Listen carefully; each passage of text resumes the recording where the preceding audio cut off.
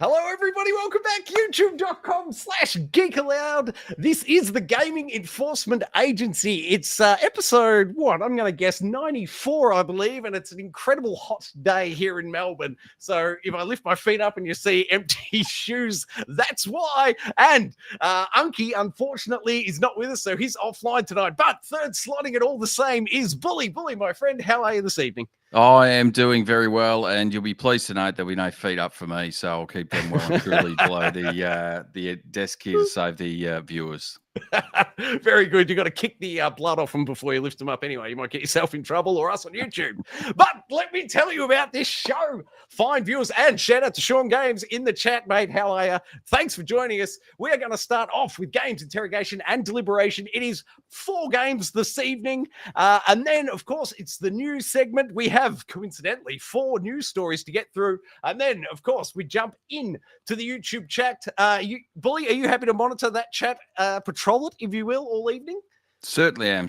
So feel free to jump in there and I'll answer what I can while we're talking. But if I can't, we'll wrap up at the end. Perfect. I love it. We are officially on duty.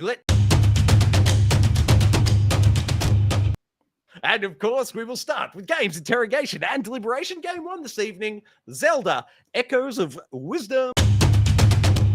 Wisdom released last week. I've probably put about 10 hours into it so far. It is equal parts. I think I said this last week with one of the games, Astrobot, that we were talking about. It's sort of that nostalgia bug grabs you really hard. It's in the same sort of graphical stylings that they redid Link's Awakening with a couple of years ago. But I'm sure you know, as an avid gamer for many a year, Troy, is that sometimes when you have a vision of how a game is, an older game, a retro game is in your head, but you actually go back and play it, you sort of misremember it a little bit. Yes, 100%.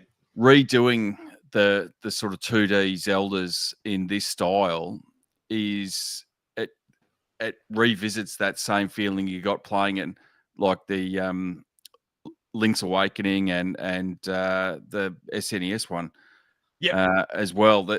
That's how you sort of remember it, 30 odd years ago, but it actually looks good now. So I'm really pleased that they went with that. It's a bit of a different way of playing the game, because I think for the first time, certainly that I can recall, you're playing not as Link in this one. I think you play with him for about, this is not a spoiler, you play with him for about 3 minutes at the start of the game.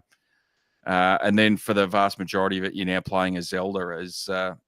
So you play with Link for 3 minutes and then you jump off him and you're off.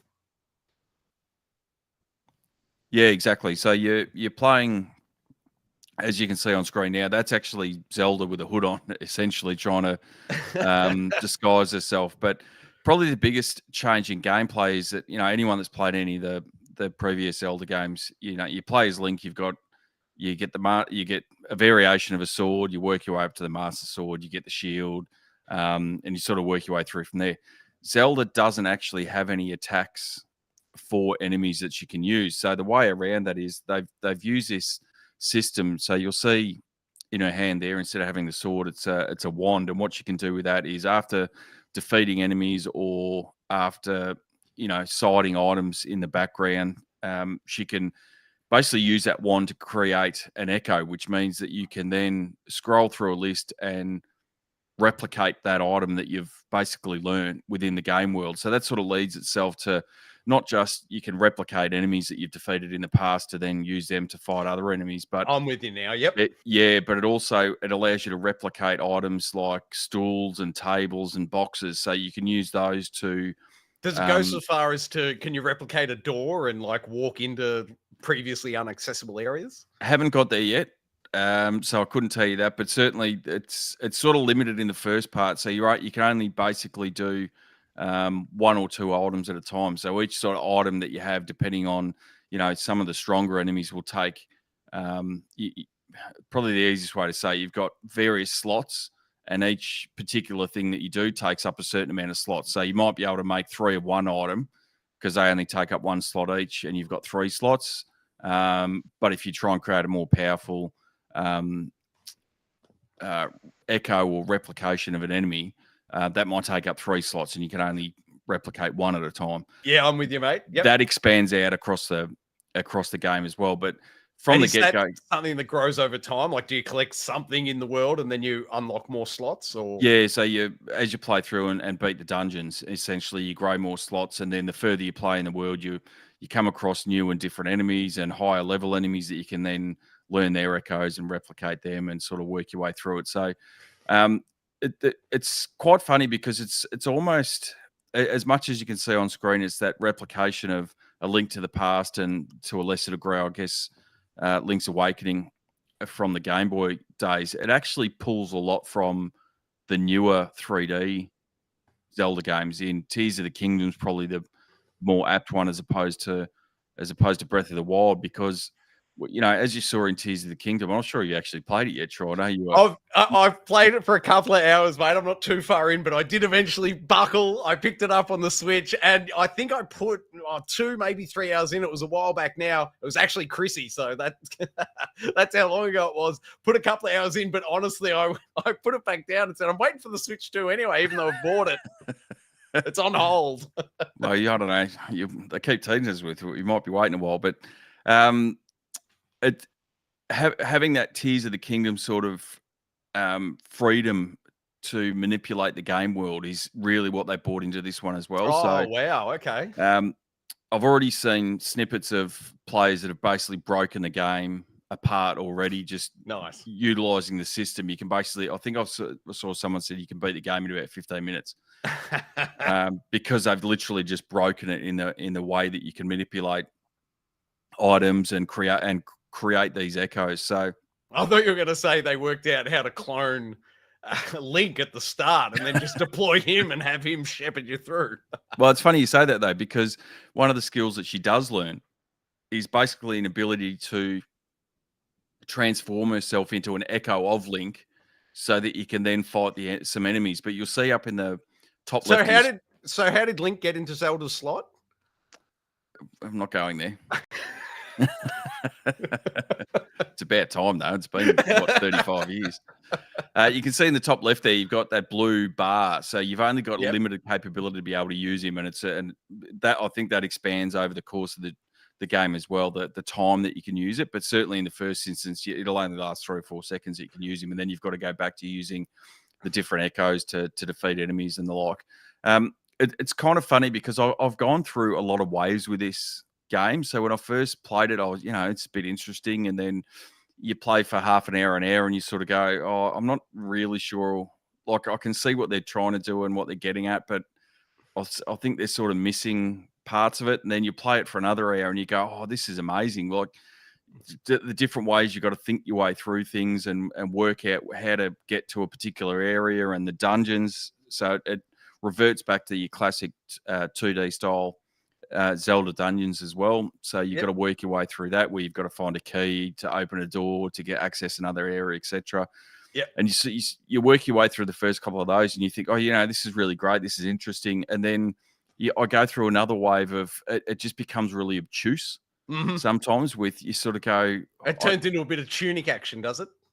Well, you just, like I've Googled a couple of times some videos how to do particular things, and I'm going, but that's almost exactly what I was doing, but just for whatever reason, you were 3 pixels off or something. Yeah, sort of. So it's a bit funny like that, and then you'll get through that certain area, and you'll get to another bit, and then it'll pick back up again. You go, oh, this is actually really interesting. It's intuitive. It's it's great. So it's sort of up and down a little bit. I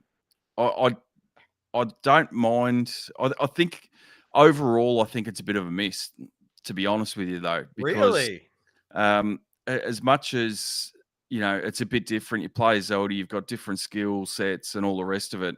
I think that it just slightly outweighs the different way of playing it and the different way of doing things and the different perspective that you've got to take on working your way around Hyrule and the dungeons by not having any attacks.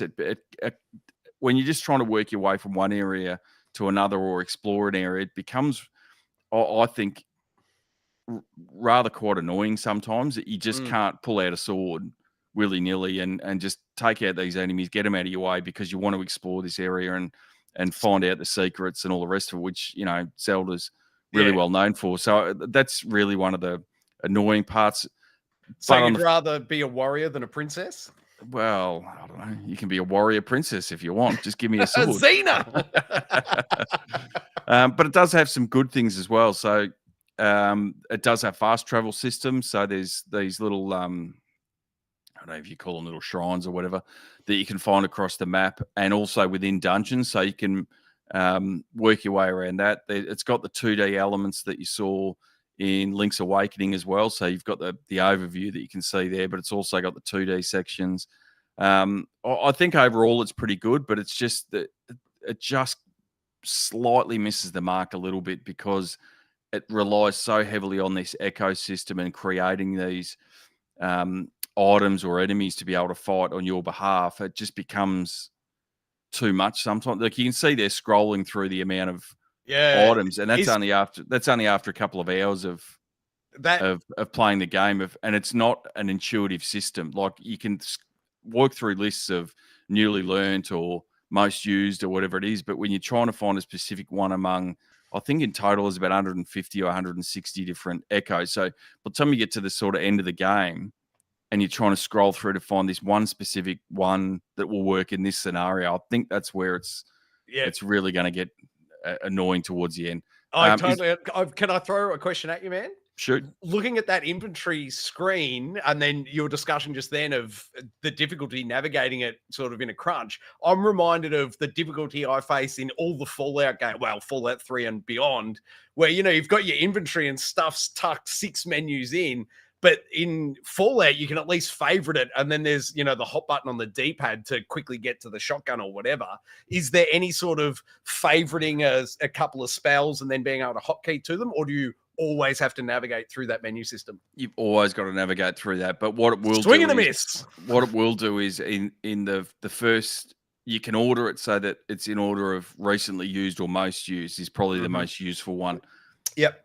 But having and you'll find yourself like I have a certain couple of echoes of enemies that you've used that I find really useful. So I find myself going back to them. But you might play it and go, no, these ones are no good for me.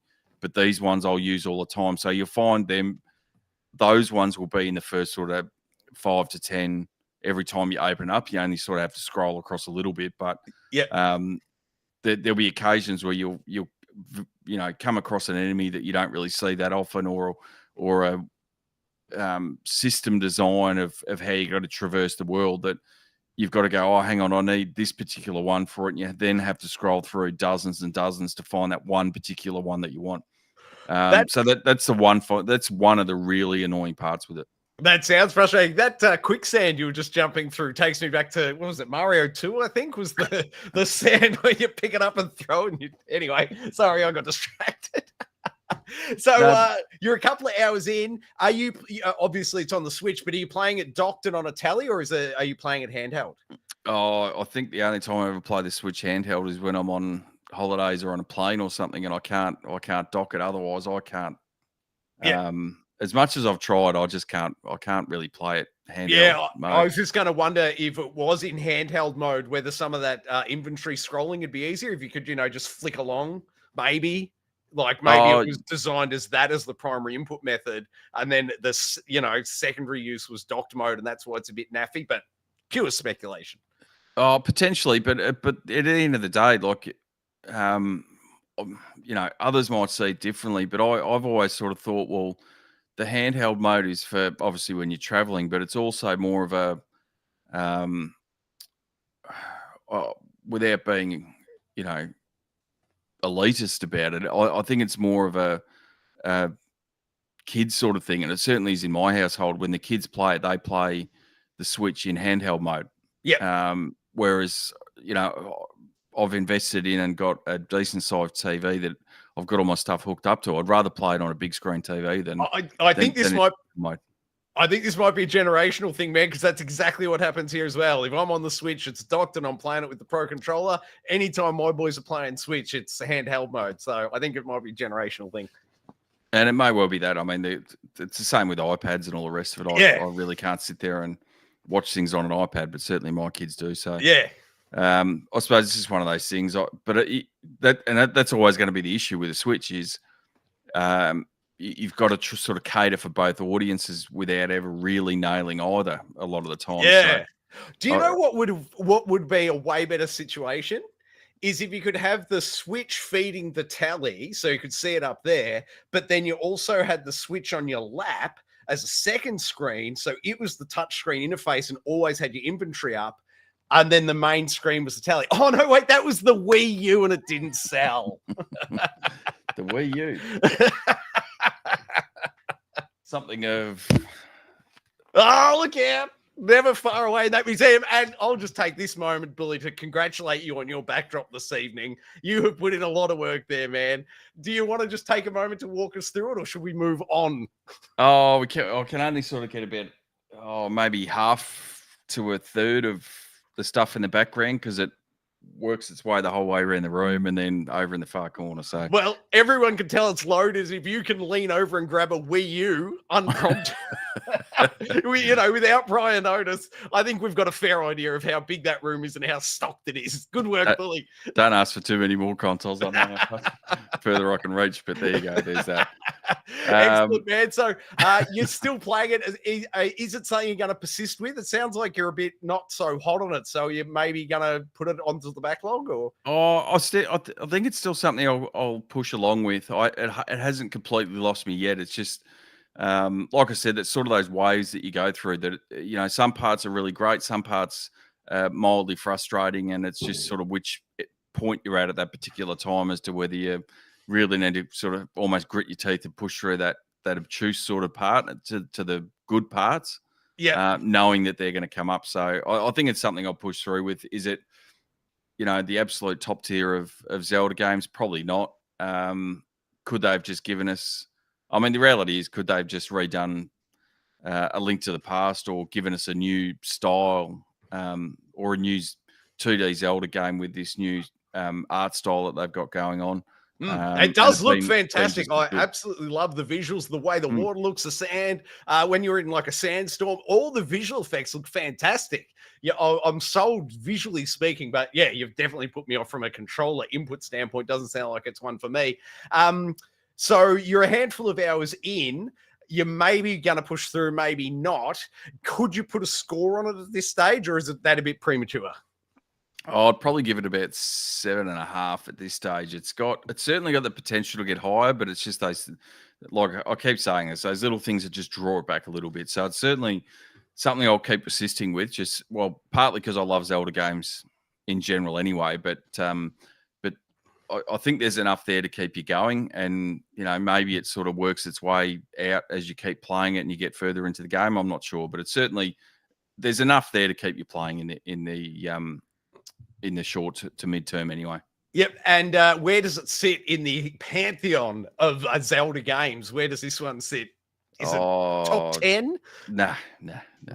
Okay. No, I think that says enough. Not at this point. Fair enough. I wouldn't have thought. Especially with the when they redid Link's Awakening a couple of years ago, as I mentioned before, in this style, that was a great game to start with anyway, but the redone version on the Switch was absolutely amazing. And that's sort of what I was really looking for, and it just didn't hit the same mark. Yeah, right. All right. Well, we'll wait for a sale then before we look at it in this household. No final points. Should we move on to game 2, mate? Oh, the only point is when do first-party Nintendo games ever go on sale for more than $3 off? But okay. No, yep, you've got me there. They don't. Maybe when the Switch 2 comes out. I don't know. Wild speculation. All right, moving on to game number 2, which is Half-Life Alyx. Now, the reason this one is coming up again on the channel is because I've gone out and purchased the PC adapter for the PSVR 2. So I'm playing in the PSVR 2 headset. I've got the PSVR 2 controllers, but I'm playing Half-Life Alyx obviously through Steam and the PS compatibility app. Bully, have you yourself invested?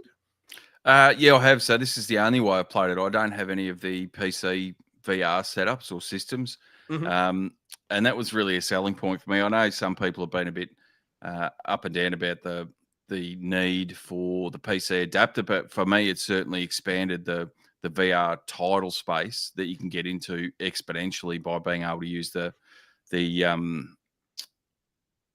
Steam library as well. I think having a chat to you, I had a few hiccups in getting it set up, but I think that was more the Bluetooth with the PC rather than the actual setup and the controllers itself. But once I got it up and going, it certainly works really well. So I can't speak highly enough for it, to be honest with you. Yeah, and from my point of view, I've gone hands and eyes on with 6 different PC VR units over the years. Hands down, PSVR 2 on PC beats everything else I've played. Now, I haven't played the MetaQuest 2 or 3, so I can't speak to those. We need Unky back for that call. But from my point of view, from my experience, if I had never invested in VR before and I had a PC, I would, not insist, I would highly encourage people, go out and buy a PSVR 2, forget the PS5, hook it up to your PC. It's a phenomenal unit in its own right, running off a PC. And the visuals here are not quite representative as, if I'm just running the PSVR 2 and Half-Life Alyx, it's flawless. But I was capturing this footage, so I also had my capture card running and the software associated with it. So everything took a bit of a performance hit at the time. So it looks even better than what you're seeing on screen now. But this is the best the PSVR 2 has ever looked and played, is Half-Life Alyx 2. It's I would love to know the negotiations in the back rooms between Steam and PlayStation. I'm sure at some point Sony were asking them to port it and they would have thrown $1 figure at them. And then they must have done a calculation. Well, we can give Steam X amount to port it to PlayStation 5, or we could engineer our own PC adapter, sell it for a profit, and then people can access it that way. I assume that's how it went, but I'd love to know the dollars. In 20 years, someone will release a book or podcast or an interview or something, and we'll find out. But until then, we can only speculate. But tip of the cap to them. For me, it was a relatively straightforward setup process. The only real quirky bug that is still there today that I noticed is that when you're syncing the controllers, as you said, you had a minor issue with it as well. But I noticed that if you try to sync the right controller first, it doesn't work. You have to sync the left controller and then you can sync the right controller. But that's not documented anywhere. That's a trial and error to find out that one. So, it's actually in the, no, I'll tell you, it's actually in the manual. Are you saying I should have read the manual? I did, because I was having the same sort of problems. I thought, okay, well, for whatever reason, it won't connect to the internal Bluetooth. So I pulled out the manual, and it says make sure you connect the left one first. Once that's connected, connect the right one. Well, as a software engineer, I can tell you that's just piss poor programming. There is no logical reason that should happen. That's developers going, close enough, good enough, ship it, and just add a sentence to the manual. Well, you're not going to accuse PlayStation or Sony of shortchanging the consumers with the PSVR and the control system and not being able to port over PSVR 1 titles, It's an interesting point you raise, Bully, because I've tried 8 games on Steam and the controllers have worked flawlessly every time by default. It's almost like Sony worked out how to make the controllers work for any software, and the software doesn't have to be updated. You can just launch the game and play it with the Sony library. So they finally worked that one out. Good on them. Oh, it must be the magic of Steam. I don't know. Maybe the Valve engineers are the ones that really worked it out. Maybe that was the problem. Anyway, Half-Life Alyx, absolutely phenomenal game. Look at what's on screen. You know me, Bully, I get scared pretty easily. I don't like being underwater sections. I certainly don't like being in dark corridors with, what are they called? The crabs, brain crabs, head crabs, head crabs jumping out at you left, right, and center, or I don't know what they're called, but the big, dangly tongue hangs down, and if you walk under it, rips you up into the roof. And in VR, that is terrifying, and I love every minute of it. The controllers work perfectly. As I said, if I'm not actually capturing the footage, it runs silky smooth. It runs the full 120 hertz each eye. It's just bloody flawless. I can't recommend it highly enough. If you've got already Steam and you've got a spare, what are the units now? It's like $1,000, $800? I don't even know. What's the PSVR 2 worth? I think they knocked off the price rate. I think it was down to about $650-ish Australian, so maybe $400-ish US. Yeah, right. Thereabouts. I wouldn't encourage someone to just go and build a PC rig and open a Steam account. But if you're already halfway there, if you've already got a good gaming rig, you've already got games on Steam, I say definitely drop the cash, get into Half-Life Alyx. It's phenomenal. Like, forget the PS5. Spend the money on the headset and stick with your PC gaming. Top notch. And I'm not even going to mention the other game because we're going to do it next week when Unky's back. But there is another game that I have put way more hours into. Long-time viewers will probably be able to guess which one. Bully, don't say, because I know you already know which one it is. But yes, anyway, this is phenomenal. Bully, you've gone hands-on with Half-Life Alyx, and it was your first experience recently. How did you find it? Yeah, first experience with Half-Life Alyx. It's one of those things though. Like, I think in terms of the movement through the game itself, where you just sort of flick the you sort of flick the controller as to the point where you want to move, and then you just move across rather than. Oh, sorry. Are you saying you're using the teleport method, or are you left thumb sticking it to navigate? I think it was the left thumbstick that does the teleport for. So you sort of point to where. On you're the screen. only teleporting. Yes, yeah. Oh, look at this gameplay, man! I've just got it standard left sticking. Left and right. See, I can't, and that was one of the things I was going to say was a godsend for me playing it, because other VR games that I've played where you have to move yourself through the world in a traditional sort of first person perspective, like you would with any other game, but you playing it in VR, it throws my equilibrium off. Yeah.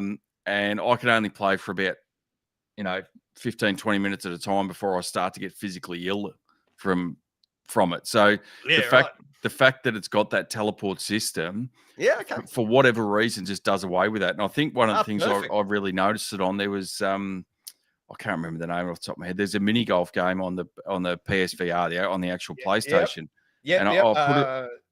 Golfing with friends. Walkabout mini golf. Walkabout mini golf. Yep, that's it. Yep. And I put quite a bit of time into that, and that's a similar sort of thing where you just click one of the buttons, and it wherever you play your shot and wherever the ball lands, it just basically zooms you or teleports you to where the ball is. So you're not having to actually walk through and navigate each individual area. And exactly the same with Half-Life is.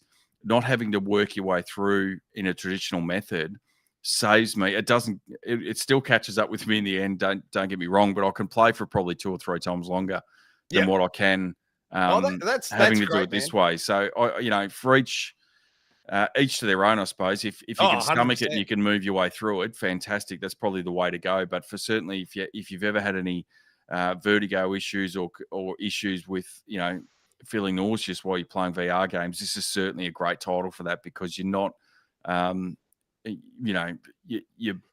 suppose the easiest way to explain it is your brain thinks you're walking when you're not walking, and your body can't understand what's going on, and that's where you start to get that nausea and the issue. So being able to avoid that is fantastic. In terms of the graphics, I think, if you were to take this out of the VR setting and just have it as a, and I PC's got the high-end sort of stuff, but when you're comparing it to PlayStation sort of titles, if you were to just take this game out and put it as a traditional third or first-person game and go, here you go, PlayStation, here's Half-Life, you'd sit there, you'd be amazed by the graphics and the setting and the lighting that goes into it. Yep, it's a phenomenal story and gameplay mechanics up the wazoo. You're right, man. 100%.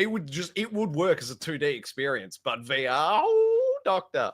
But and that's what I'm getting at, is the fact that they're able to produce this in a VR setting is absolutely amazing and really sets the benchmark for it. And it's probably in some ways it's great to get some more use out of the VR too, the PlayStation unit. But on the other side, then replugging it back into the PlayStation 5 and playing VR titles on that, you sort of go, oh, is this it? Is this the best this can do? 100%, man. Yes, absolutely. It's funny how they made their own system look bad. Just while it's on screen, man. Now, man, I just want to point out this it's a lock-picking mini game, but because it's a lock-picking mini game in VR, like, Skyrim or Fallout's, hairpin mini game with the 2 thumbsticks has nothing on this. You grab the sphere with one hand, you got the tool in the other hand, you connect dot to dot, and when you solve the puzzle, bang, the door opens. That's something that only works in VR, and it is just next level immersion. For me, I've got all the vignetting turned off, all the motion blur turned off. I'm walking left stick and I'm in that world. I've got the audio cranked. I'm in there, I'm living it, and I can play for a solid hour and no motion sickness or anything. Such a good experience. The only problem is I've got to change my pants afterwards because this has jump scares up the wazoo. Well, I was going to say that, like in terms of the game, it's absolutely fantastic. But I suppose without labouring the point too much, one of the big things about the switching it over between the PC and the PlayStation is, and I think you've managed to work your way around this, although it might have cost you an arm and a leg, or your firstborn child. The fact that you can't, it's not easy just to flick between syncing the controllers with one or the other. Yep, you're right. It's going through a process every single time that you want to flick over.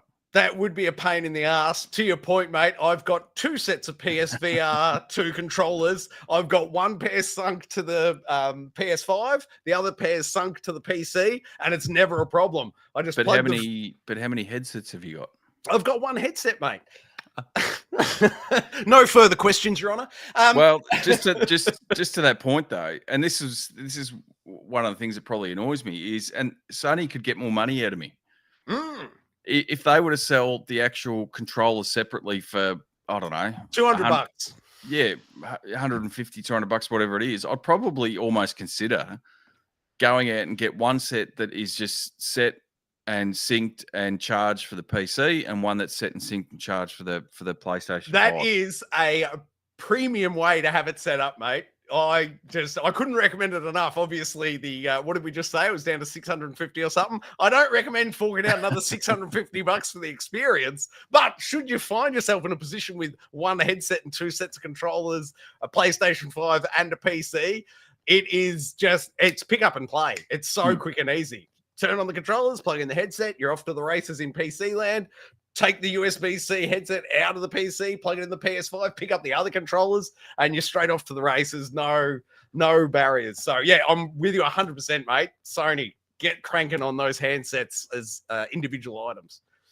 100%. The game itself's amazing. You know, I don't think you'd expect anything else from Valve, to be honest, No. other than an actual Half-Life 3, but this is probably as close as we're ever going to get. Yeah. And from what I've played, the couple of hours that I've put into it is absolutely fantastic, absolutely amazing. The immersion, and I know this sounds silly being a VR game, but the actual immersion within the game is fantastic. You can, I think at one point I was, and it was very early on in the game, that you can pick up a crayon and write on the wall. Or right on the glass. Yep.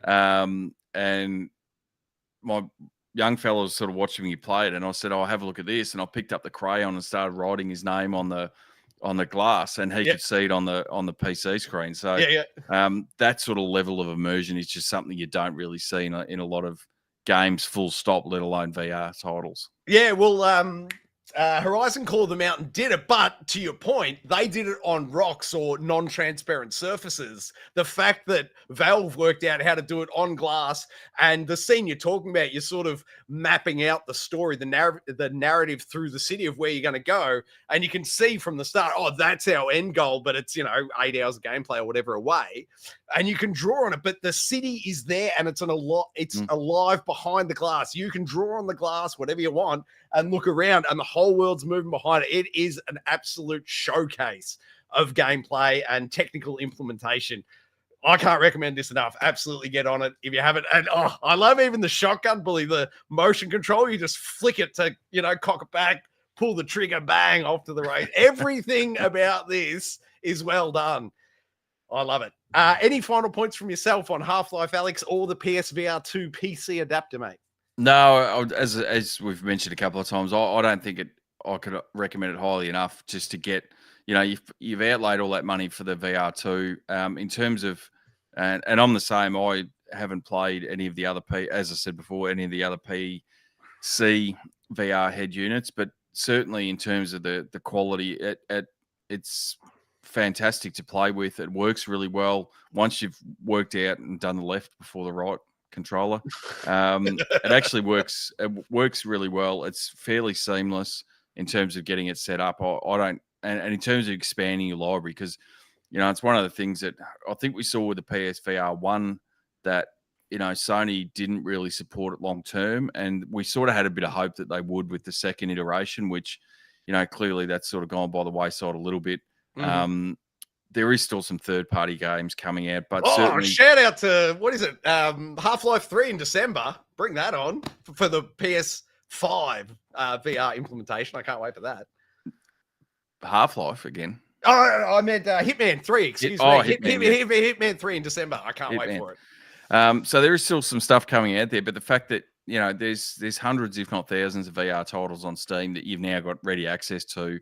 Yeah, we all know what the Steam system is like. That the Top sales, and even just the sales that you can get on there, and if you're really looking to expand your library, you've got that capability of hundreds of games, and if you don't want to expend the money to get all those, you can wait for the sales and sort of fill your boots that way. So I think it's a great I think it's a great thing to do if you've got it and you've got the capability in a PC that works. I think it's a good way to work. And as I've said, Half-Life Alyx is the showcase for all that.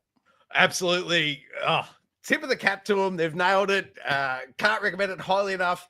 The only other thing I was going to say, I just want to circle back and defend my non-manual reading ways a little bit, Billy. If you recall on screen when you're first setting up the PSVR 2 PC adapter, it walks you through the process. Connect the headset, and then it says connect the controllers. Why wouldn't the software say connect the headset, now connect the left controller, now connect the right controller? Well, the actual physical manual that you get in the box. No, forget the manual. I'm talking about the software because it's walking you through it step by step on screen in the app. No, what I was going to say is the actual physical manual says to connect the controllers first and then the headset.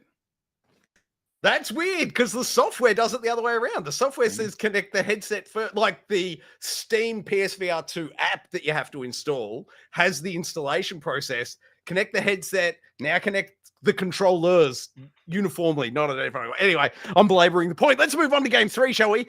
Should we slap a score on it? I'm giving it a 10 because it's Half-Life Alyx. I'll give it a 9 from what I've played so far, but clearly you can get from what you're saying is it gets better and deeper. You don't even know. I'm not, no spoilers from me, but it gets better. All right, game 3. Now, what is game 3 this evening? Game 3 is Balatro. The install for it went up on the channel today. Over to you, Bully, for lead investigation, please, sir. Balatro is... Did I say it wrong? I could have. No, see, it's funny because I keep thinking it's Balastro for some reason. And I have to keep looking at no, it's Balatro. It is... I don't know how to describe this. It's poker in a roguelike fashion. You can see at the top of the screen there's a joker. You get various jokers that will have different effects that will increase your ability to score. You need to work your way through different levels and get a certain score that's based on the hand that you're playing and all the rest of it. Basically, it can seem quite convoluted, but in essence, it is poker. Trying to get the best hand you can get, and then these different cards that you can get that will increase the overall score that you're going to be able to get. And the one word you've missed so far is deck building, but continue. And yes, well, it's partly deck building because you can play it without actually deck building as well. Sure. To some degree, and quite often, depending on the jokers you get, you're better off not deck building. You're actually better off shedding cards. But there's different ways to play it. It sounds bizarre. You're sort of sitting there thinking, okay, well, it's some weird poker game. It is probably close to the most addictive roguelike that I have ever played. It is that one. It is the absolute epitome and the essence of, if I just had this one thing that could have helped me out, I could have got there. So let's give it another crack. No, I didn't get some good cards with that one. Let's give it another crack. Yep. And I find myself just sitting there repeating, and playing this game, trying to get work your way through. And you'll get through the base level, you get to the next bit, and then it puts restrictions on what you can do. So it might be that you don't get money for winning the small blind, or it might be that you only get so many cards that you can throw out and get back, how many times you can do that. That's as a general overall. And then when you're playing a big blind, or the sort of the joker blind, it will then tell you within that it's got specific modifiers as well. So it might be, you can see on screen there, it said, so anytime you play a hand, you discard 2 other cards out of your hand as well. There's other ones where it will exponentially increase the score that you've got to get within that hand, and various other factors. But it sounds bizarre, it sounds daft. I think the first time I ever had it explained to me, I was sort of thinking, like, I love poker, but was sort of thinking, this is ridiculous. Why would you play a single player poker game? Like, it doesn't make any sense. And I think it came out February this year. The reason I've just jumped onto it is because the physical version came out a couple of weeks ago, and I've put in the last 2 weeks 50 odd hours into it. Wow, hardcore. It's just amazing, and the amount of progression you can work through the game. So it's not just playing the one sort of thing over and over again.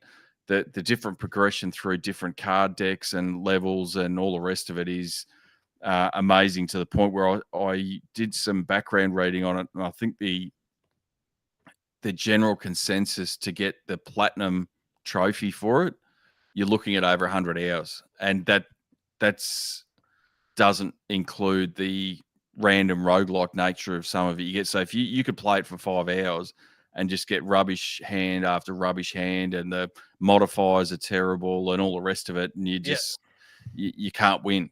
And then you'll go on a bit of a run over an hour or two where you're just winning everything.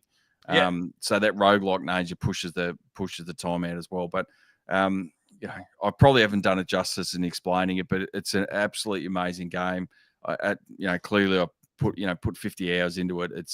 It's grabbed me, well, more than Zelda. By the who doesn't want to be grabbed by Zelda? It's from my side. I did the install today. That's up on the channel. I know I already said it, but I only did that because you put it in the docket. I knew nothing about this game until it was in the docket for tonight's show, and I'm like, all right, well, I'll do the let's install. And then I played it I wanted to play it for 20 minutes to get footage. I ended up dropping an hour into it, and I'm right there with you, man. I love poker. This game at the start, it took me, a good 5 minutes to wrap my head around what are we trying to do here. But once it clicks, I can see me dropping, tens, if not hundreds of hours into it. It is a top-notch game. I just simply am so new to being introduced to it. It hasn't had the chance to suck my soul out of me yet. But I love this game. It is phenomenal. It's an absolute joy to play. I didn't look, is there a demo for it anywhere? I can tell you it was only $22.75, I think, on the Xbox store. Are you Xbox or PlayStation with this one?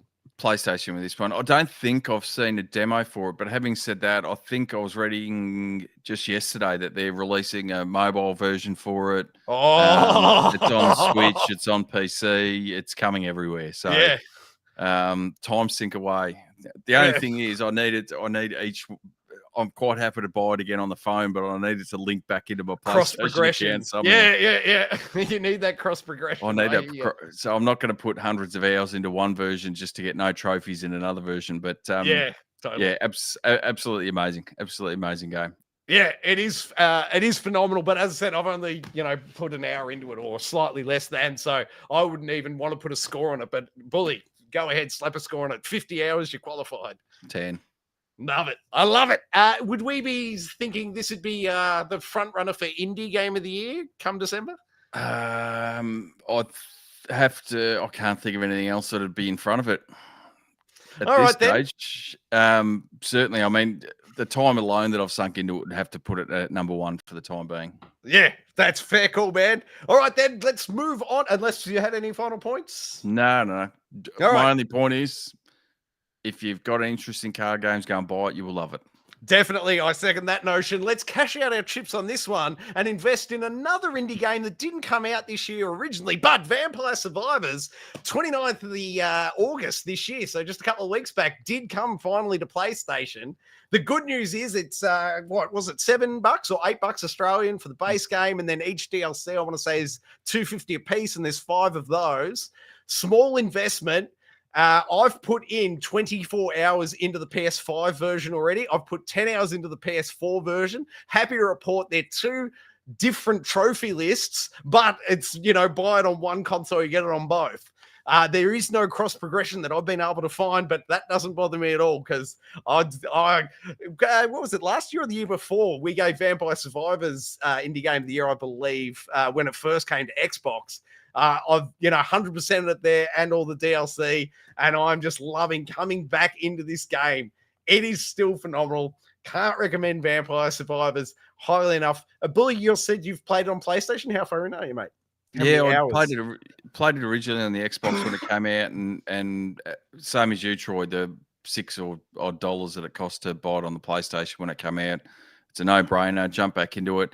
I think one of the things that I sort of looked at being a bit of I won't call myself a trophy hunter, but I dabble in the experience. You've got a few trophy heads mounted on the wall. There's 221 trophies. Now, you don't need all of them to get the platinum, but with all the various DLCs and all the rest of it, 221 trophies, which is have to put it up there with some of the highest of any game that I've ever seen. I think bizarrely, I think one of the train simulator games outdoes it. Oh, okay. In Xbox land, excuse me, I've 100%ed it on there, all DLC and everything included. And I think the only game on Xbox that has more gamer score is Forza 4, I believe, with all its expansions. That has something, I think it's over 5,000 gamer score in total. Obviously, 1,000 is the equivalent of a platinum. So it's 5 games worth of trophies. And I think Vampire Survivors, I'm going out on a limb here, I want to say it's 3,500 gamer score with all the DLC. So Forza's got it beat, but it is one heck of a game. Sorry, I totally cut you off, mate. No, all good. But yeah, I agree with you. And you talk about, with the last game we were talking about, Balatro, the addictive nature of it. This is exactly the same. Yes. You go through one run and you go, okay, I've got some money. I can level up this and level up that, and that'll allow me to get through. And there's no doubt that I'll beat the level this time. And you jump back into it. The only thing is you've got the basic premise is whatever level you're in, and you can find various secrets and different things, but the basic premise is you've got to survive for 30 minutes. Yes. To complete or beat the level. So it's one of those things that you sort of know when you're starting a level that you're in it for the next half an hour, and there's unless of course you're playing it in hyper mode, and obviously I've sped this footage up. This isn't hyper mode running at its native speed, but so the levels are 30 minutes, but in hyper mode that 30 minutes truncates to 15. Sorry, back to you. No. Yeah, I suppose it's one of those things though. But you've got to do twice the amount of work in that time because you really need to get yourself leveled up. Yeah. At that point with all the skills and all the rest of it that go with it. But yeah, I'm the same. This is, as you said, we gave it Indie Game of the Year a couple of years ago when it came out. Nothing's diminished it. Quite often when you play games and you get right into them when they first come out, and then you try and revisit them years or whatever down the track, and it just doesn't quite hit the same beat. And you sort of go, oh yeah, I get it, but I don't really want to play it again. Well, this was not that at all. I was the same as you. I put tens of hours into it on the Xbox and got it the day that it came out on the PlayStation. And I think I would have put 25, 30 hours into it again on the PlayStation and have enjoyed every minute of it. Yeah, it is absolutely a phenomenal game. When I was playing it on Xbox, the real joy for me was I was able to put up the, arcade stick, the, arcade fighter stick.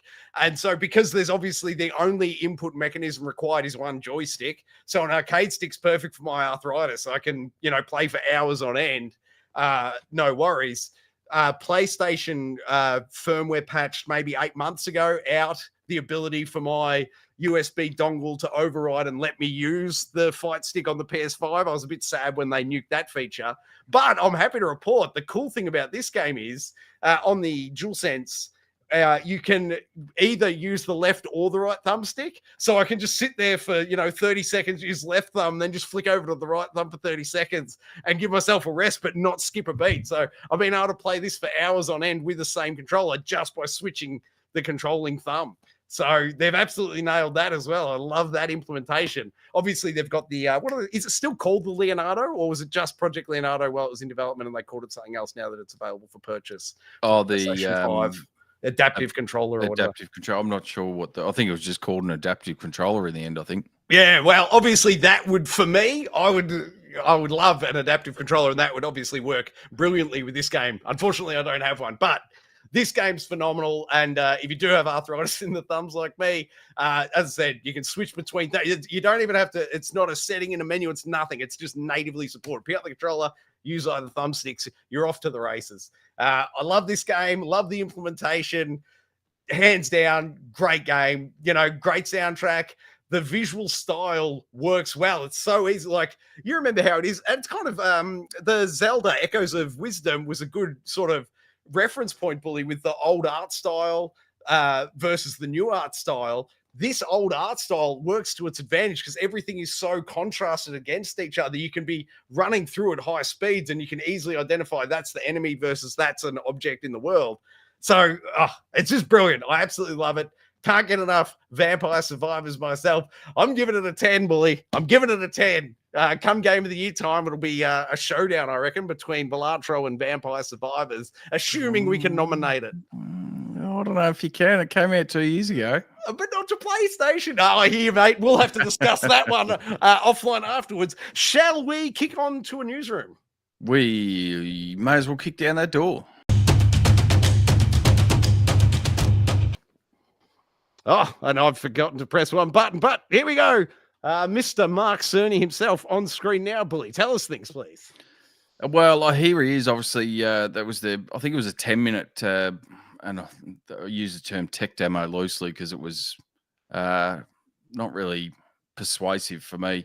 It almost put me off buying a PS5 Pro, to be honest with you. But news coming out this week that the PS5 Pro, I'm not sure whether Sony were expecting it. I certainly was, that it would sell out. The pre-orders, it's not available till the 7th of November, but the pre-orders went live for it last week. I know all the 30th anniversary stuff, which was limited capacity for a lot of that sort of stuff. I think only 13-odd thousand Pro consoles worldwide, which was a bizarre number given the demand for it. But the base PS5 Pro is still widely available. I think it goes in and off Amazon fairly regularly at restocks. But certainly, I know in Australia it's been readily available at most of our electronics and video game outlets. And sorry, I just want to quickly say that every morning I check JB Hi-Fi and EB Games web store, and every morning since it came out, you could place a pre-order if you wanted to. I haven't done it, but it is still available. Back to you.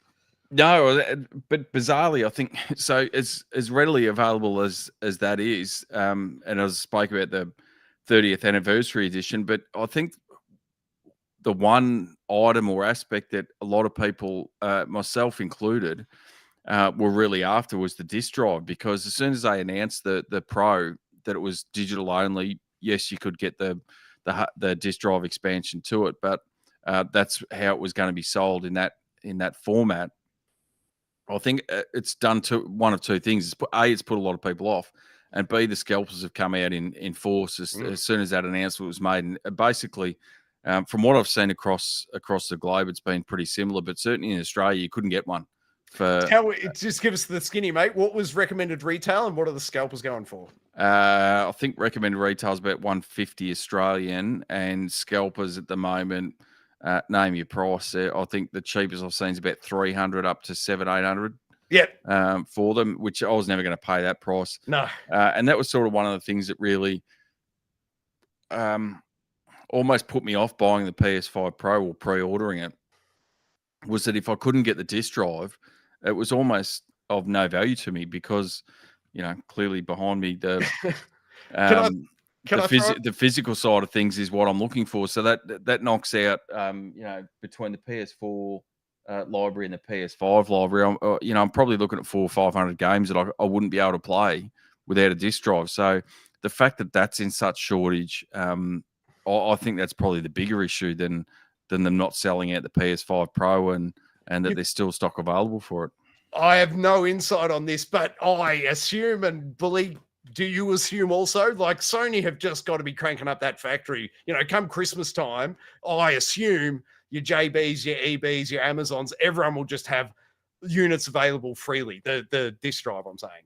Well, I hope so, because I think we saw it, initially when the PS5 came out, and to probably a lesser extent the Xbox Series X when that was released as well. That the pre-order system for that was ridiculous, and the scalpers got onto that quick smart, and they were making some decent money out of it for a little while. But then once it started to get into the market, you had to chuckle that there was quite a lot of them that were just stuck with surplus stock that nobody wanted to buy, that was now not even worth what they paid for it to start with. So yeah, I'm really hoping that that's the case in the next sort of 6 to 8 weeks before Christmas. We see that influx from Sony, that it's into the retail stores, I should say, that puts paid to this scalping nonsense, because and we've seen it with the 30th anniversary edition as well. The price is up on eBay for that. They're 3, 4, 5 times the price. It's absolutely absurd. It's ridiculous. Having said that, though, I haven't got across all the details, but I just saw a bit of a snippet earlier on that in Japan, and I don't know how they're doing it, but Sony are actually going through and cancelling a lot of 30th anniversary pre-orders for the whatever bundle. I think it's mainly the PS5 Pro bundle. Yep. They're actually going through and cancelling a lot of them because they've worked out that however they've ordered it, or they've ordered multiple, or they've used different accounts but from the same IP address or whatever it is. Yep. So they've gone through and just started cancelling all these orders, which is fantastic to see that they've gone through that process. I know with one of our local electronic retailers in Australia, basically the only way to get it is to go into a ballot for it. Sorry, keep going. I've got a ballot question for you when you're ready.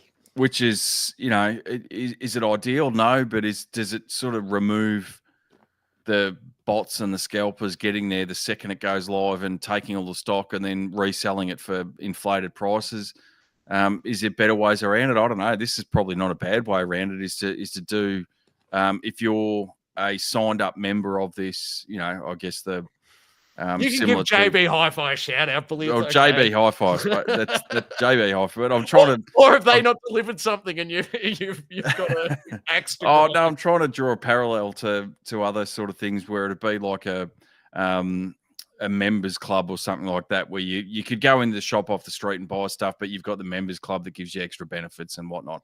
Yeah. So if you're a participant in this members club, that you had the capability to put your name in for the draw, for the raffle, basically for the opportunity to buy one of their limited stock if you wanted to. So that's a novel way around, a different way around. I know with EB Games, which we still have in Australia. I think it's GameStop in America, isn't it? Which is fading off into the horizon, I think, over there at the moment. They're trying to rebrand themselves. But in any event, I think what they've done is that they have certain tiers depending on how much stock you buy from the store over a certain period of time, put you in a different level. And it was only basically the top tier level that were available, that had that open for them to be even able to do a pre-order, let alone guarantee them one. It was just the opportunity to it.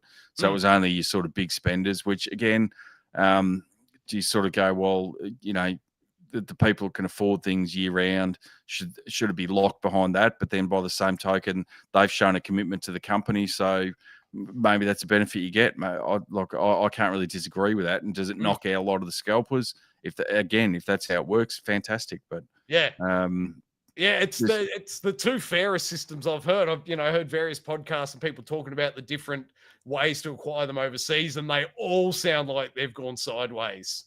Scalpers. It sounds like, obviously, from what you've just said, Japan have found a way to sort it out and claw some back. But My ballot question for you is this, Bully. With the continued easily available purchasing of the PS5 Pro, how full do you reckon the JB Hi-Fi ballot is? Or, like, I know I got my ballot entry in for JB Hi-Fi. I think you did as well, yeah? Yeah. Yep. What do you reckon the odds are that both of us will get them? That there's not a huge drive in Australia because the economy's so crap that people are like, not like the reason they haven't sold out just the standard PS5 Pros in Australia is because of our economy's so in the tank. Is there a chance that a bunch of gamers just didn't even bother entering the ballot because what's the bundle? I think it's 1,650, was it? For the biggest 30th anniversary bundle? It's funny though, because I actually think that's the better value for money. So if you're I talking agree. If you're talking about what you get with it, I think it's fantastic. But yeah, I agree with you. It's a lot of money to spend. I've pre-ordered the Pro from JB Hi-Fi, but if you know, fingers crossed, I get the email to say, yep, you could do this. I'll just go into the store or ring their customer service and say, hey, look, I pre-ordered this one. Can I move it across? I've got the ballot win for this. Can I just move across the money and the pre-order to this one and surely that hook you up and cancel the other one? So that's the way I sort of look at it. Yeah, definitely. As I said, I was sort of umming and ahhing about it. The Mark Cerny reveal event almost got me to the point of I was really excited about it and have been for a long time.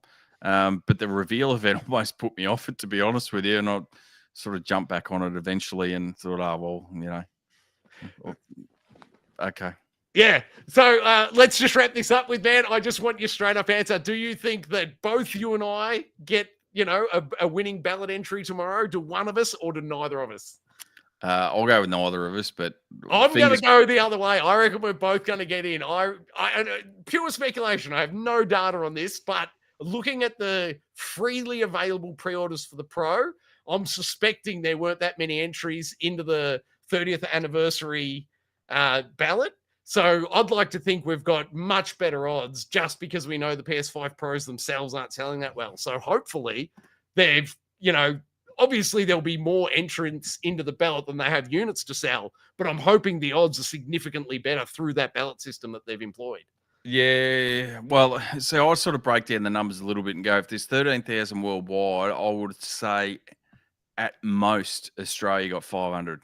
That's most. Fair. Yeah, I could back that. But how many units do you reckon we got of the PS5 Pro Vanilla, the non-30th anniversary one? Because I can't imagine they would have allotted Australia many of those either. Oh, and they're still available. That's sort of my point. Yeah, without knowing the exact numbers, but I just sort of think, well, that's just one retailer. So does that one retailer, they might have got 50 to 100 maybe. But how many retailers in Australia even had it? Like, I thought it was only EB and JB. So to your point, if there was 500 units allocated to Australia, that's 250 a piece. Well, there's Amazon as well, so why don't you throw them in there? I would think Amazon would be Amazon America, not I don't know. Yeah, but I suppose they got the local distribution. I don't know. I'm just guessing. But even at a couple of hundred, I think it's slim odds. But I'll go wait for the email legally tomorrow, and then maybe we'll find out and can let you know next week.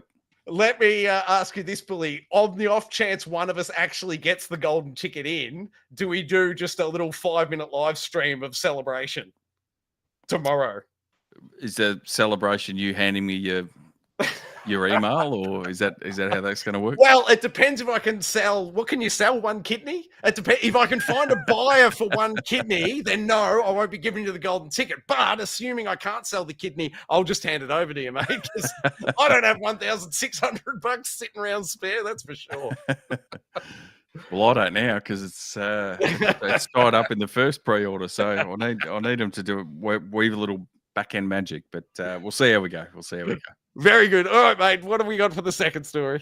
Second story, we've got there's a few rumblings on this. We spoke about it briefly last week that Assassin's Creed Shadows and the development drama that sort of engulfed that at this stage. But we mentioned last week there's a 3-month delay. So it turns out that the actual developers had been asking for a delay for months, saying that it wasn't going to be ready in its current form.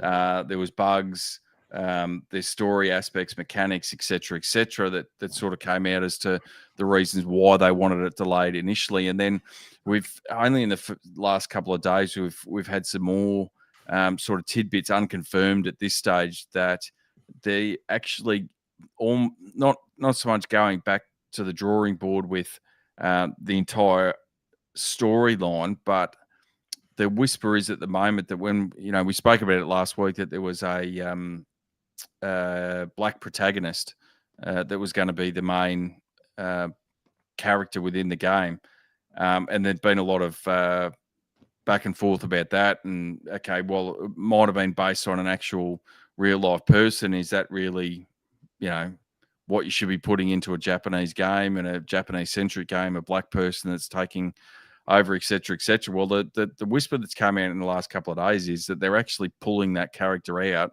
redoing all the character models, and going to reinsert a Japanese character as your main protagonist in the game, removing this other character out altogether, and that's been the reason for the actual delay. So, pretty interesting, pretty big fold if that's in fact the case, because they'd stuck by their guns on it for the better part of 18 months, 2 years, that no, this is a legitimate character, a legitimate historical character. We're pushing through with this, and Ubisoft kept coming back and saying this is the direction we're going in. And if what we're seeing is to be believed, at the last minute they've caved and folded, delayed the game, and now are going to be busy at work over the next 3 or 4 months, changing the character models. So we could sum up this story with money talks and bullshit walks. Well, we'll talk about that very shortly with Ubisoft's titles. So they might have learnt their lesson after one of their more recent releases. We'll have to see. All right, shall we move along? Move along. Yeah. Marvel? I'm seeing a Marvel. Talk to me, Billy. You're seeing a Marvel. You're seeing a Spider-Man too. So something has been raised over the last sort of 12 months to 2 years within the video game industry, and certainly the developers within that, is their concern in relation to the use of AI in developing games. Well, it turns out that in a company report, Sony has indicated that Marvel Spider-Man 2, in fact, used AI for their development. Now, it's fairly limited in the first instance. They've sort of indicated that it's basically to assist with synchronizing and doing voice lines for subtitles and different languages, etc., for injection within the game, and that was sort of what it's limited to. But certainly, the floodgates are open with AI at the moment. We're seeing it worldwide. Yeah, you only have to open up any of your social medias and you can tell within an instant the voiceovers and all the rest of it are all AI generated. But to have seen that it's in a game that was released 12 months ago, so would have been in development and being utilized, 2, 3, 4 years ago, that they're using this AI system, even, just in a very basic sense, to start with, that they're on board with this and this is how they're using it, to me is really interesting to see how they utilize that going forward, if in fact they do, and what sort of impact that has on the game development industry. Well, you got to think it's full steam ahead with it. Sean Layton on his way out. What was that now? God knows how many years ago. On his way out, he skyrocketing games costs. We can't afford to keep doing it. Well, guess what? AI is the answer. Yeah, they can keep doing it. They can bring in the game. What was it? $200 million, I think, for Spider-Man 2 off the top of my head. Yeah, 2 to 250, I think, was a round number. Yeah, like the reason that wasn't 400 million was because they could use AI and bridge the gap. Like, AI is the answer to Sean Layton's question on the way out the door. Like, the unsustainability of the user, like the end user expectation of what a video game should be in 2024 versus what the developers can pull off with team sizes, hours worked, work-life balance, all that. Like, well, the answer is AI. Like, here's proof. Like, it's going nowhere. If anything, it's going to ramp up. And I don't know if do you play around with AI at all, Bully? Like just making images, or is that just a nerdy toy I play with on a daily basis? Oh, I'd sort of jumped into it maybe 6 or 12 months ago just to see sort of where it was at, and it was a bit janky was probably the best way to put it. To be honest, I haven't touched it in that sort of time, so I don't know how far it's progressed. I'd imagine exponentially, but I've got a recommendation for you. I'm an Android user. I know you're an Android user as well, mate. Download, it's the Google app Gemini. It's the AI thing. You open it up. You can either hit the microphone and talk to it, or you can just type in your prompt, but create an image of this morning's one. There's no quick way I can pull. Oh, there is a quick way I can pull it up. I'll pull it up in a minute. But so all I said this morning was generate an image of a flying dolphin. That was my input. We'll have to bounce off. I need something else off on screen. I'll pull it up. But it was, I put in that command, and then less than 10 seconds later, I've got this photorealistic image back. Like, it's that quick now, and I'm doing it on my phone. Like, it's insane. And it's like, if I can do that inside 10 seconds, like, are you kidding me? Like, yeah, and I suppose it's one of those things, though, is as fantastic as Spider-Man 2 was, and obviously we're only talking about limited AI involvement from what we can see. Yeah. But then you have a look at the last two games that we spoke about, Vampire Survivors and Balatro. Yes. That, in my opinion, are as amazing video games as anything. Yeah. You clearly don't have the same polish and the same cinematics and all the rest of it that a Spider-Man 2 does, but no less of a game, no less of an experience, and that's what you're getting. So my concern is 100% I agree with you. Do you lower the cost because it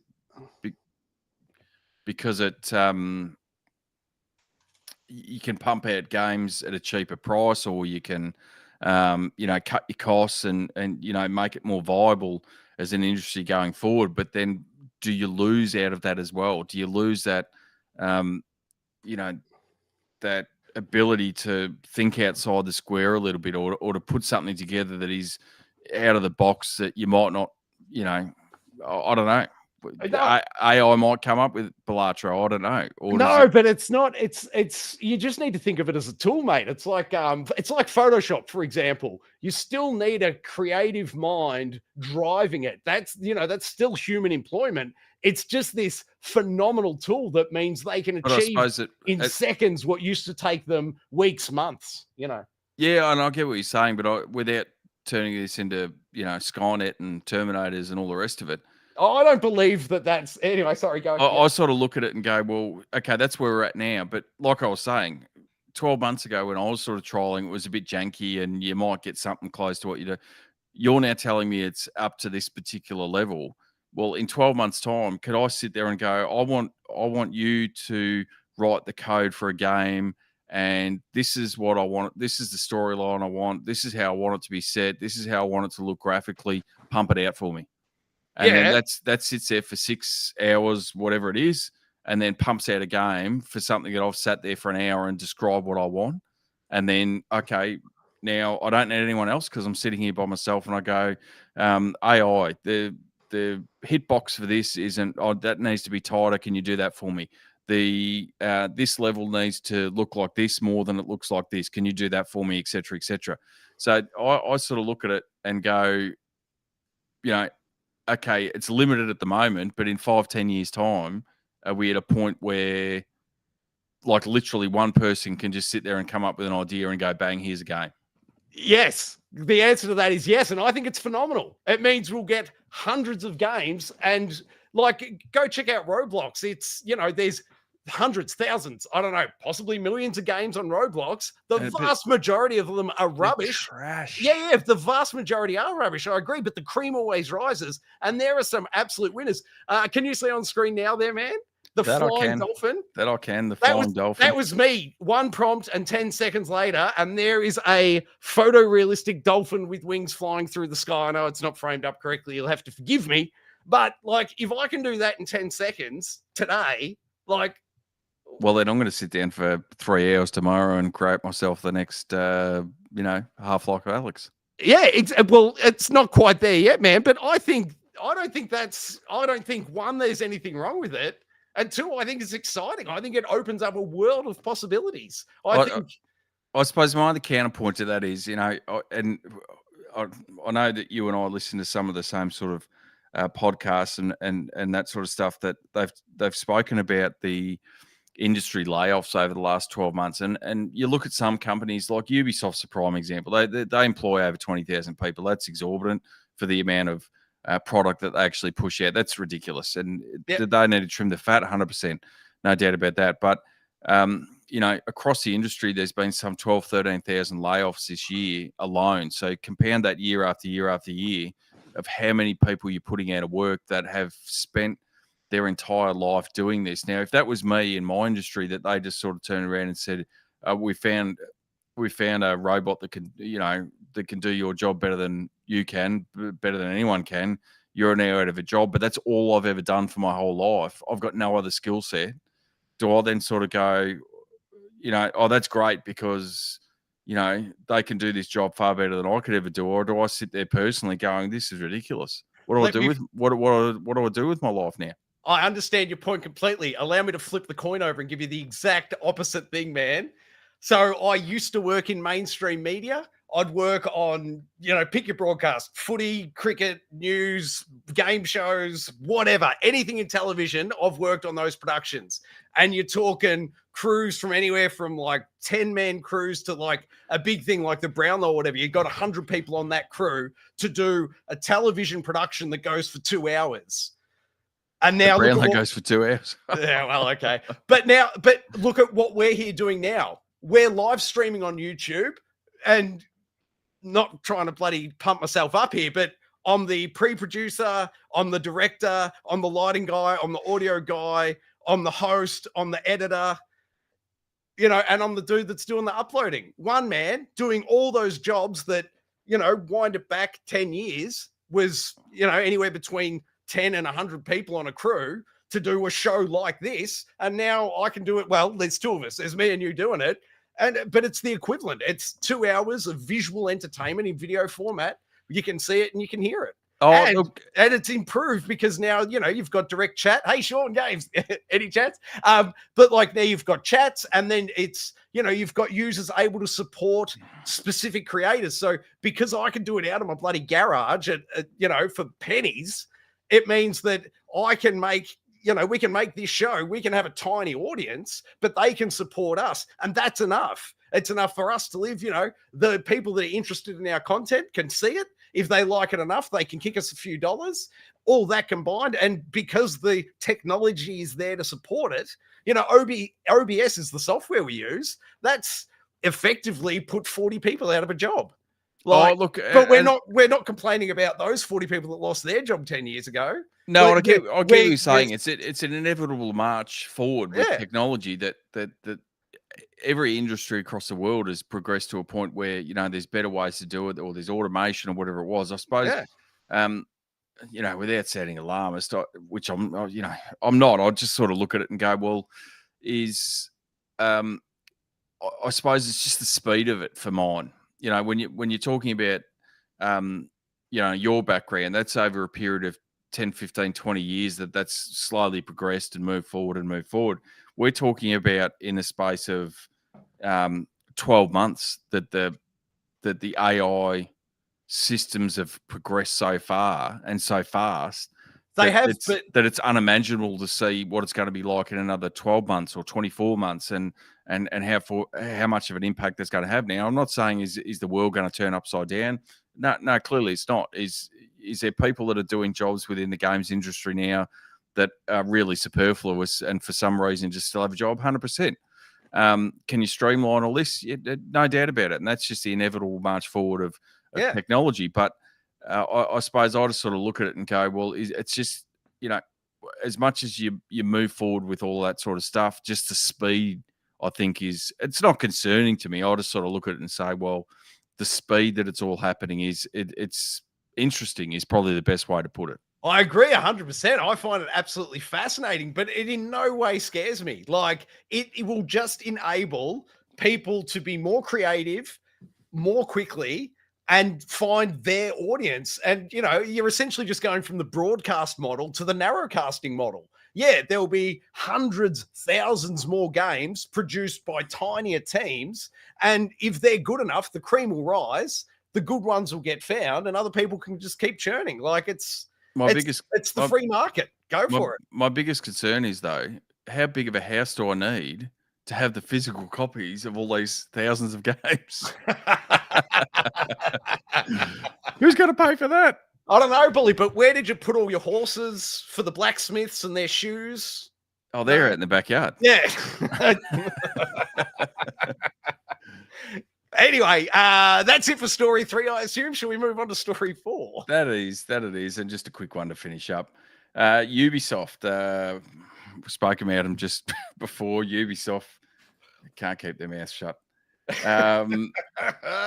Obviously talking about Star Wars Outlaws that released just over a month ago. And the feedback from the developers at Ubisoft, given that it's failed to meet their sales expectations, is because the gamers have too high of a expectation for video games. Now, shock horror that anyone would have been wanting and had high expectations for a Star Wars themed video game, given what we've seen of recent times. I think the two most recent examples are the what's it escape me at the moment? The two Star Wars Jedi Fallen Order, Jedi and Fallen Order. Yeah. Did they have, you know, some bugs when they first come out? 100%. Are they fantastic games? No doubt. They are amazing games in every aspect, and the fact that anyone would have a high expectation for a Star Wars game or a Star Wars franchise, even though it's sort of, you know, stepping outside their normal sort of, I shouldn't say their normal. Star Wars is a normal thing, because from what I've seen and played, it is straight out Ubisoft. Yeah. Here's 100 things on a map. Go and do it. Well, I guess the first point that I'd want to contrast is Jedi Survivors, Jedi Fallen Order, both came out of EA.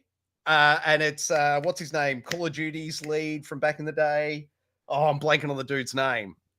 Did Call of Duty, went off, did Respawn Entertainment, Titanfall, and then Respawn Entertainment are now doing Jedi. Oh my God, I'm so blanking on that. Creative director. Anyway, that dude's a genius. He made 2 Star Wars games that made everyone happy. And then Ubisoft took a crack at it. I don't know who the game director was, but instead of blaming the audience, maybe they should blame the game director for missing the goals. How about that? Well, that's what I would have thought. So I'll be honest. Did you find his name, or do I need to go looking? Vince Zampella. There it is. Vince Zampella. There you go. It's funny with this game, because I got it the week that it came out. I put maybe 2 hours into it and thought, really? Yeah. And I recently picked it. I thought, I'll give it another crack. And I threw it back in the other day. I don't know whether it's because my expectations were tempered after playing it for that hour or two, or what it is.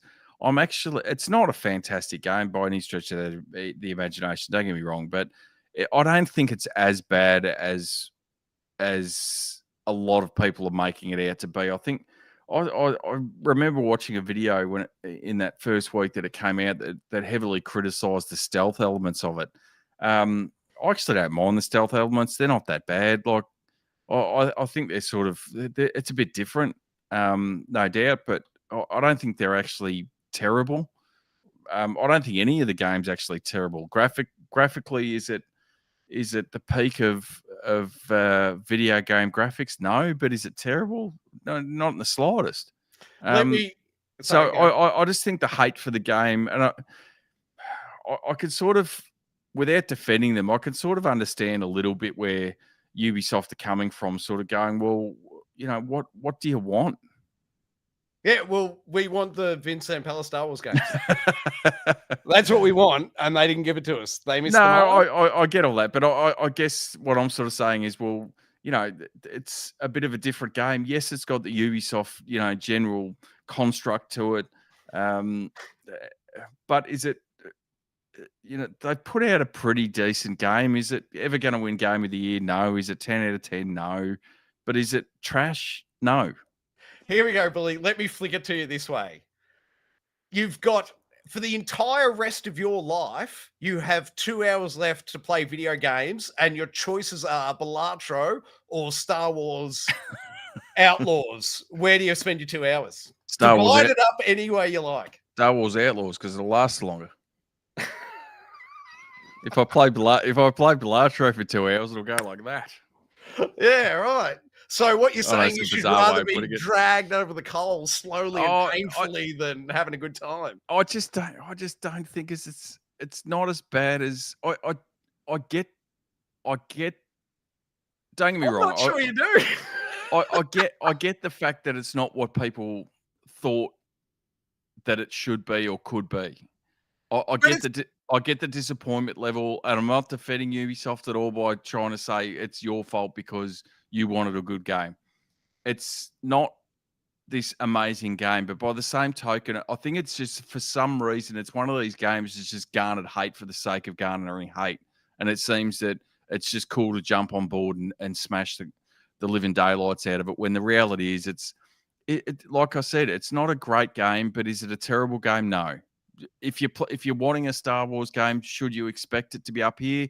Probably. But there's been plenty of trash Star Wars games along the journey as well. So hey, plenty of trash Star Wars TV shows as well. But guess what? I don't watch them.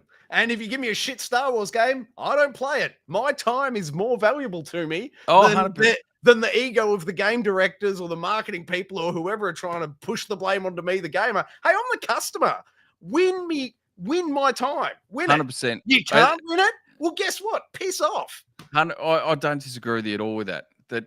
I think, like, I don't think we should conflate the two together, though. Is that the public opinion and the over? I'm not talking about public opinion. I'm just talking about my opinion. Because guess what? No. I don't read Twitter. I don't read the comment sections. I read the news stories, and I play the game, and I make up my own mind. No, what I'm sort of getting at more is let's not conflate the two things of the public come out and say they don't like it, or you say you don't like it, or whatever it is. But then I don't think that the Ubisoft, by the same token, should be coming out and saying, oh yeah, well, basically stuff you enjoy what we put out and don't complain. Like, yeah, because that's basically what they're saying. Yeah, the counterpoint to that, can you just, I can't pull it up quick enough, believe you got their share prices there and maybe the graph of how their stocks looked over the past 12 months? Yeah, it's almost like money talks and bullshit walks. Well, guess what, Ubisoft?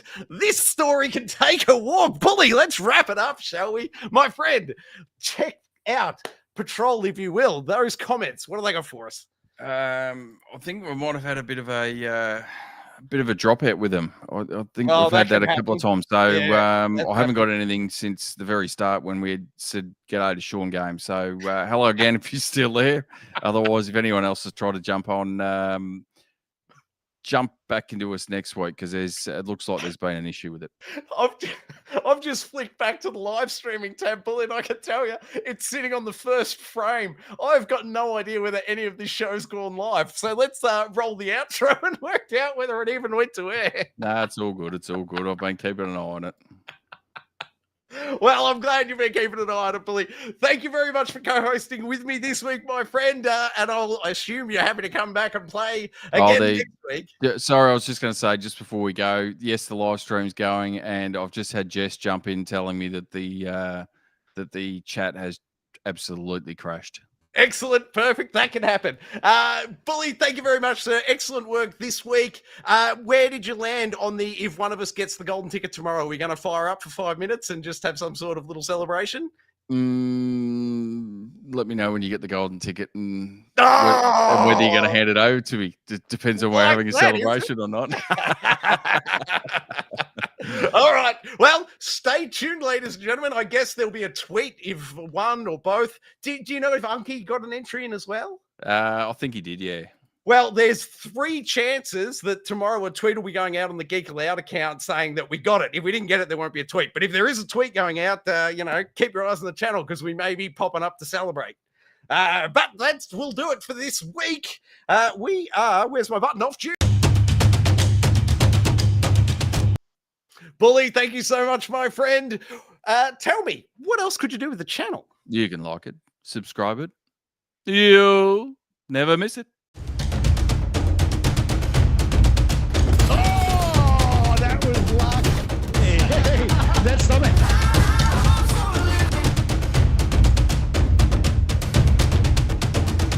Oh, Old Uncle Donkey.